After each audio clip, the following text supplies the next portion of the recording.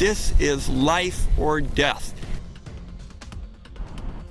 Senator Ron Wyden sees firsthand that school kids in Seaside are likely sitting ducks if the big one hits the coast. Welcome to KOIN 6 News at 11. I'm Chris Holmstrom. The senator toured the schools that sit a few hundred feet from the sea, built before anyone studied the dangers. Jennifer Dowling joins us now with more on how vulnerable the kids actually are in that area. Jennifer. Good evening, Chris. The superintendent says Seaside is the most vulnerable community should a tsunami hit Oregon, and the kids are in that direct line of fire.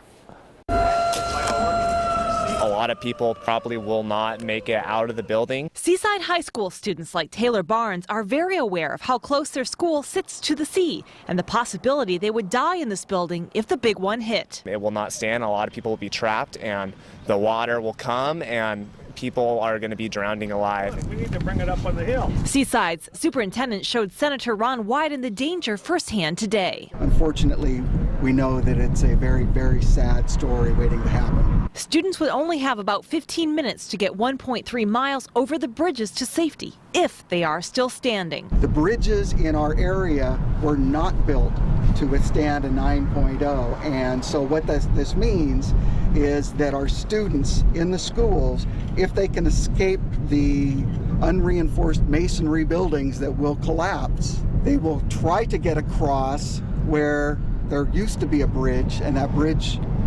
may not be passable. Students have been raising money to try to build a new school on higher ground, but it's slow going. Doug hopes the federal government will do its part as well. I'm also on the Senate Budget Committee, which is the first place where you look to start making these changes. Wyden says he'll take these issues back to D.C. along with data from state researchers that show a tsunami wave could reach 70 to 80 feet.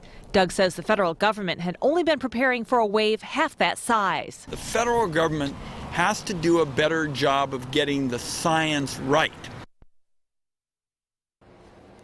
Now, Doug says it took about 4 years of research to determine that there could be an 80-foot wall of water coming into that area from a tsunami. The research also helped the school to determine what areas were the safest to build new school buildings in the future. Chris, back to you.